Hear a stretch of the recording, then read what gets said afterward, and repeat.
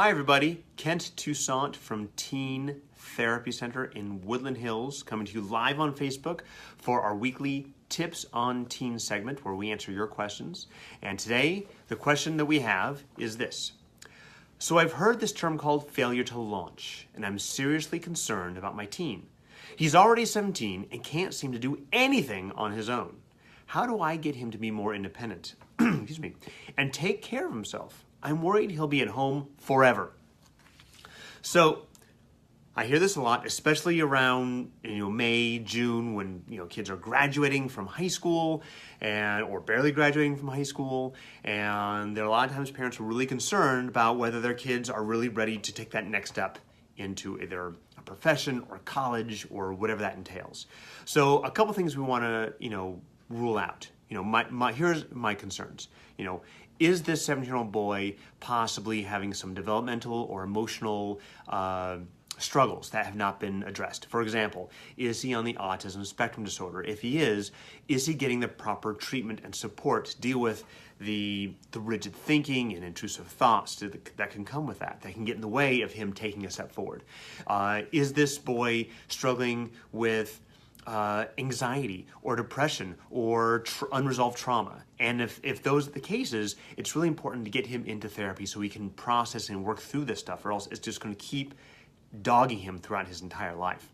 But let's assume, for argument's sake, that these aren't significant concerns, or he's already in therapy and those things are being addressed. So let's assume this 17-year-old young man has just got out of high school, barely graduated, has no interest in getting a job, no interest in going to college, just wants to sit there and play video games all day long, which would be a fantastic lifestyle according to him. We all know that's not realistic. It's not going to give him any kind of satisfaction, and eventually he's just going to run into the ground and feel horrible. So why do people get jobs? The reason people get jobs is because they need money.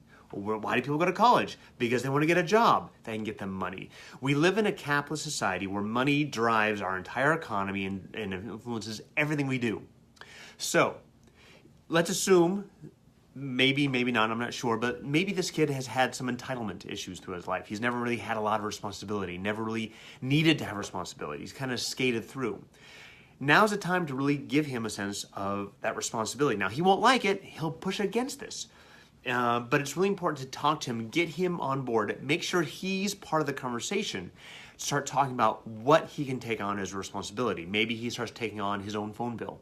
At a certain time, maybe you and him talk. At a certain date, he's responsible for paying for his own phone. And that's taking him off your plan, have his own plan. So he has to actually write a check and send it off. It's on your plan. It's very easy for you to keep enabling him and keep supporting him with that. But if it's his own plan and he loses that phone, that's on him.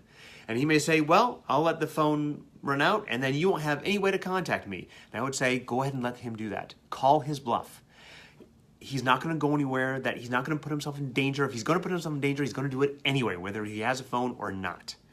If he's staying at home and playing video games all day, he's not going anywhere. If he says, well, I need a phone to contact and get jobs, well, he should find another way. If he needs a phone, if he needs clothes, if he needs money for weed, if he needs money for anything, Wi-Fi, gas, going out with friends, video games, he's going to need to go get that money.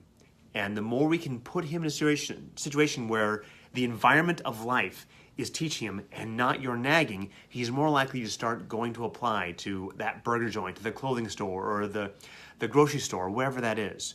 So we as parents eventually need to start pulling back slowly and with his help, with his collaboration, to let him start falling on his face on his own. That's the best teacher, is our own failure. Failure is a wonderful teacher, and we should not always protect our kids from failure.